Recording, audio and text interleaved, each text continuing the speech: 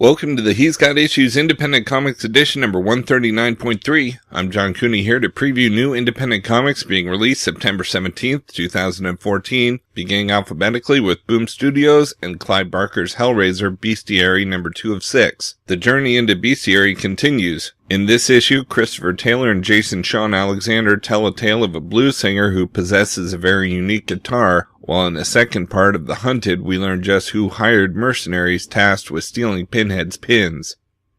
Next, we have Clockwork Angels number 5 of 6. Owen's been given a chance to take on the skies aboard Commodore Panglis's airship, but a heart like Owen's can never stay in one place for too long before longing for a new frontier. With the 7 cities calling to him, we're off again on a new journey. We've also got George Perez's Sirens number 1 of 6. As an intergalactic force enslaves planets across the galaxy, the legendary team known only as the Sirens must reunite to save the galaxy. But is it even possible when the Sirens themselves don't even remember who they are? And the rest of the universe only remembers them as villains? A 6-issue miniseries featuring your new favorite comic book team, written and drawn by the master himself, George Perez, begins his greatest story yet. Next, we have Jim Henson's The Storyteller Witches number 1 of 4. S.M. Viduri, writer and watercolor illustrator of the award-winning graphic novel Iron or The War After, unfolds the stunning tale of the magic swan goose and the Lord of the Forest. When her brother is kidnapped by a witch, a young princess must venture into the mysterious forest beyond the castle. There, the Lord of the Forest, an armor-clad spirit who watches over the wilderness, comes to her aid, but the princess must rely on her wits to discover who she can trust before her family is cursed forever. We've also got Last Broadcast number 5 of 7. Ivan and Backbone recover from the loss of a team member. Knowing now their very lives are at stake, the team must follow new clues even further into the forgotten places of the city. They're finally about to uncover their true enemy, but do they really want to know the truth? Next, we have Peanuts number 21. When Lucy throws Schroeder's piano into the kite-eating tree, Charlie Brown and Snoopy must find a way to save the instrument from being chomped. The piano-eating tree and many more Peanuts adventures can be found in this month's issue of All Out Fun. We've also got Sons of Anarchy number 13. With the Slaughter MC quickly honing in on Sam Taz territory, Sam Crow must make a difficult decision. Do they bring what support they can to the quickly floundering charter of Sons of Anarchy, or do they stay back and protect the homeland after an already devastating year? Faced with few allies and even fewer resources, Jax must find a way to keep the club together. And we've got Translucid number 6 of 6. The Horse's final play is here. He and the Navigator enter their final battle, and it takes place on a plane no one would expect. The most personal battle of all is here, in the finale to this series, and only one person is walking away from it. From Dark Horse Comics, we've got B.P.R.D. Hell on Earth number 123. A giant monster unlike anything the B.P.R.D. has seen yet battles the Ogdru-Hem for dominion over Japan. Next, we have Buffy the Vampire Slayer Season 10, number 7. As Spike and Xander bond while also seriously getting on each other's nerves, they're tempted to start writing some rules of their own in the Book of Magical Laws concerning Buffy and Dawn. We've also got Criminal Macabre, the Third Child, number 1 of 4. Cal's changed, and maybe not all for the better. Locked away and drowning himself with booze and aspirin, Cal feels the evil consuming him. Will he be able to withstand its pull, or will he become the Monster War's greatest weapon of destruction? Next, we have Dark Horse Presents number 2. Chris Robertson and Paul Lee reveal an untold tale from the movie Aliens featuring the character Hicks. Fred Van Lint and Ryan Dunleavy deliver a new Action Philosophers that pulls the entire series together in action philosophy. Plus new chapters of Peter Hogan and Steve Parkhouse's Resident Alien, Brendan McCarthy's Dream Gang, Jimmy Palmiotti, Justin Gray, and Andy Kuhn's Wrestling with Demons, and Damon Gentry and Aaron Conley's Saber-Tooth Swordsman. We've also got Eye of Newt number 4 of 4. Having narrowly survived their quest and its dangers, our heroes appear to have run out of luck when they find themselves trapped with no avenue of escape from the dragon's attack. It looks like certain death, but rescue comes in a most unexpected form. Next, we have The Strain, the Night Eternal number 2. Hoping to reunite with his friends and hear positive news of their seemingly futile insurgent efforts against the vampires, a drug-addled Ephraim Goodweather heads for Manhattan Hospital. But when he arrives, he discovers a secret that may send his fragile psyche right over the edge. Meanwhile, the master has taken interest in a new pet, a pet he's teaching all sorts of wicked things. Continues the story of the critically acclaimed comic The Strain. And we've got Witchfinder, The Mysteries of Unland, number 4 of 5. In a struggle with the local police, the Witchfinder is taken down, but before they can drown him in the rising waters, a strange fish woman takes him in and reveals the mystery of Unland. From Dynamite Entertainment, we've got Bionic Woman Season 4, number 1. Continuing from the TV series comes the Bionic Woman Season 4. Jamie Summers, the Bionic Woman, has earned a classic series continuation of her own. Jamie is trying to balance the hope of a normal life with her life as a government agent, but when you work for the OSI, even a routine mission to Mexico can prove to be far more dangerous than anyone expected. Next we have Devilers number 3 of 7. From Joshua Hale Fialkov, the writer of Ultimate FF, comes the Devilers. The city of the damned attacks as the Devilers fight their way to Lucifer's castle in the center of hell. But what, or rather who, they find there is not what they expected at all, plus the origin of the Deviler that might save them all.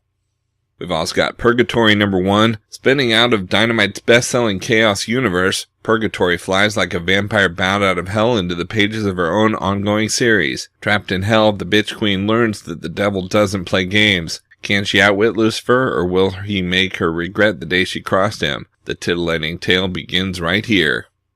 Next we have Shadow, Midnight in Moscow, number 4 of 6. The City of Light welcomes the creature of the night as the shadow haunts the rooftops of Paris, one step behind his quarry, as the doomsday clock clicks inexorably to midnight. And we've got Solar Man of the Atom, number 5, part 1 of a new story arc. Okay, so 1, Erica's got all the solar powers. 2, Erica doesn't know how to use the solar powers. 3, Erica's dad keeps bugging her about how to use the solar powers. 4, Erica's lost way the hell out in space because of the solar powers. And 5, pretty much every alien ever wants to catch Erica and steal the solar powers. Things are gonna blow up. Welcome to the most insane Lost in Space story ever by Frank Barbieri and new artist Jonathan Lau. From IDW Publishing, we've got Doberman number 3. When uber villain Jasper Kane throws a charity event for disadvantaged canines, one pretzel-chewing, lady-loving, ass-kicking dog is left off the guest list. But that little oversight won't stop Frank Doberman Dorbano when there is vengeance to be had or an open bar. Next, we've got Godzilla Cataclysm number 2 of 5. An angry Godzilla returns to do battle once again. With Biollante and Mothra awakening both fears and hopes in humanity, only Hiroshi has a glimpse of the terrible truth. Will his village survive the monster's terrible onslaught? We've also got Judge Dredd number 23, Blacklight District Part 2. Sector 1 is under the savage rule of the Dark Judges. The Council of Five has gone underground to survive, and the rest of Mega City 1 has been taken over by Judge Cal, who sees this as a perfect opportunity to institute a few tiny changes to your average citizen's liberty, safety, and security. Only Judge Dredd and a barely alive Cassandra Anderson are able to slip through the borders, leaving them the unenviable task of preventing hell on earth and the mad reign of a despot. Next we have Littlest Pet Shop number 5 of 5. Everyone's favorite bunny joins the cast. Buttercream shows up at the Littlest Pet Shop and brings her usual brand of zaniness as she convinces the pets to go online and play the new hit game Precious Village. Join the fun as we wrap up the first season of the Littlest Pet Shop comics. We've also got Maxx Maxximized number 11. Julie grapples with how to tell Max she's contemplating leaving him while she tries to see things from Max's point of view. Meanwhile, Gon tries yet again to reason with Max and force him to face the secrets of the Outback and why Max and Julie's relationship is based on things both would rather remain repressed. All this while Julie packs up a U-Haul. Next we have Super Secret Crisis War Foster's Home for Imaginary Friends number 1. The crossover event of the summer hits Foster's when a dimension-hopping robot sets out to challenge Blue, Eduardo, and a host of other familiar friends. Will they pass the test, or does the fate of Foster's rest in the hands of the house's newest resident? Plus a 2-page epilogue by Louise Simonson and Derek Charm, delving into the formation of the League of Extraordinary Villains. We've also got Teenage Mutant Ninja Turtles, Turtles in Time number 4 of 4. The Turtles' time-traveling adventure comes to its epic conclusion in the not-too-distant future. The Turtles are shocked to discover a Manhattan greatly changed from the home they know. Surprising enemies and allies await them, in addition to grave decisions. Will they be able to make it back home and save the future?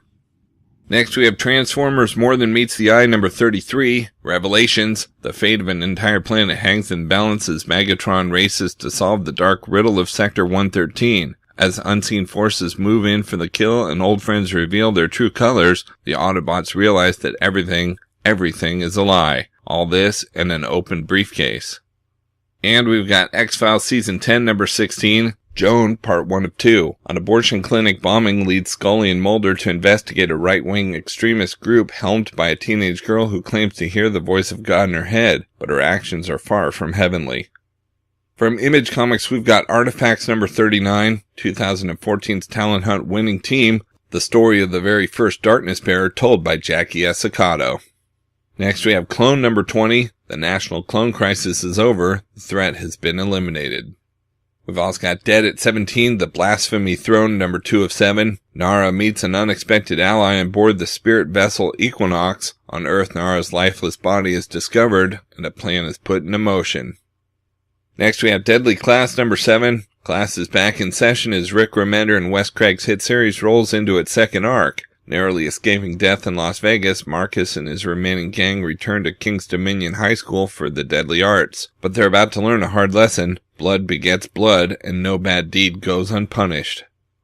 We've also got Field Number 4 of 4, the final issue. Secrets will be revealed, lives will be destroyed. Next we have Great Pacific Number 17, Big Game Hunters Part 3. New Texas has been conquered and the unrelentingly cruel Bastion plans one final hunt in order to break the spirit of Chaz Worthington's supporters. It's a race between hunter and prey across the garbage patch, and the query is Chaz himself. We've also got Manifest Destiny Number 10. Nothing cuts through the quiet of night like screams of panic and pain. Stranded on the river, Lewis and Clark's crew discover their place in America's food chain, where man is no longer its greatest predator. Next we have Oddly Normal Number 1. Meet Oddly Normal, a 10-year-old girl with pointed ears and green hair, a half-witch who will be the first to tell you that having a mother from a magical land called Fig Nation and a father from Earth doesn't make it easy to make friends at school. On her 10th birthday, she blows out her cake's candles and makes a disastrous wish. Now Oddly must travel to Fig Nation to uncover the mysteries of her parents' disappearance. We've also got One Hit Wonder Number 4, the effing most important comic book issue of the year, hands down, not kidding. Yeah, just that. Word. Richie Reese's world has been turned upside down and you'll finally know why. Truth, schemes, betrayals, bullets, burials, plus the birth of the 9 Churl-born killers. Next we have Red City Number 4. The case comes to a close and Cal has to resort to extreme measures to save the city.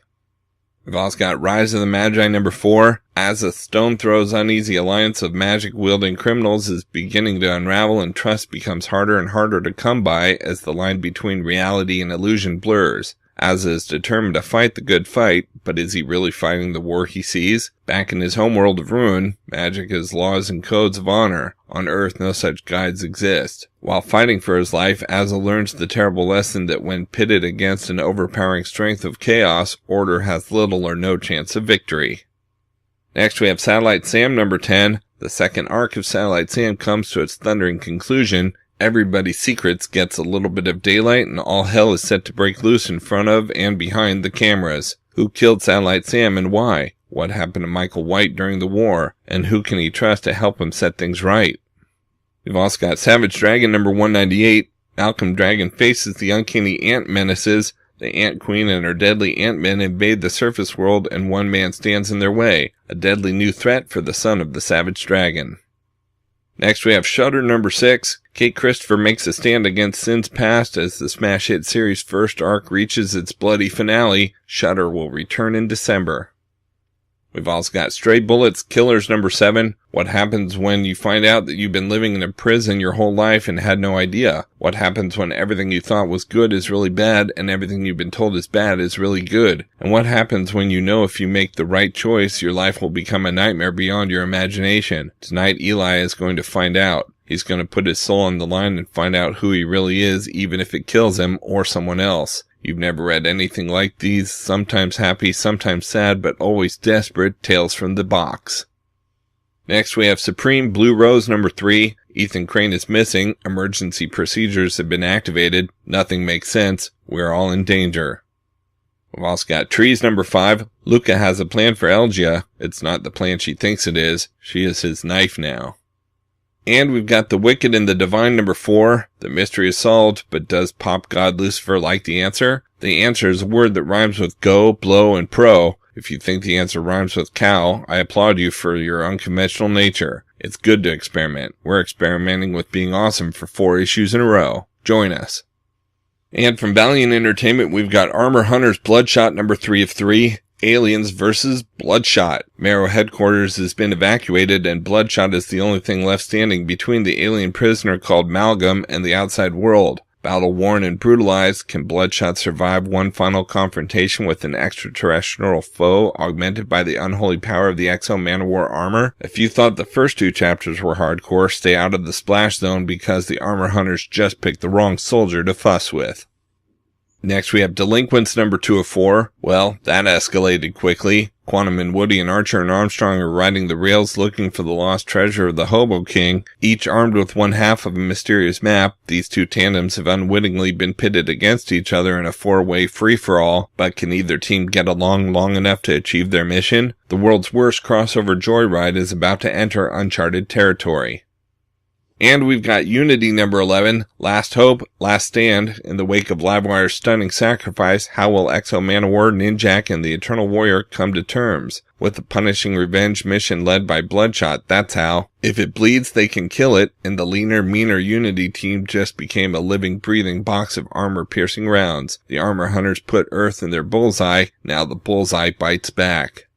Okay, that's a look at some of the top independent publishers this week, but there's still plenty of other books out as well, so be sure to check out my YouTube channel at he'sgotissues.com to see both the Marvel and DC videos for this week, as well as my usual roundup of all my favorites for the week with a little more depth and insight than you get here. And if you like these videos, be sure to let me know by leaving a comment and subscribing. You can also follow He's Got Issues on Facebook, Twitter, Pinterest, and Tumblr to see everything I'm reading as I read it. So until next week, I'm John Cooney, and I've got issues.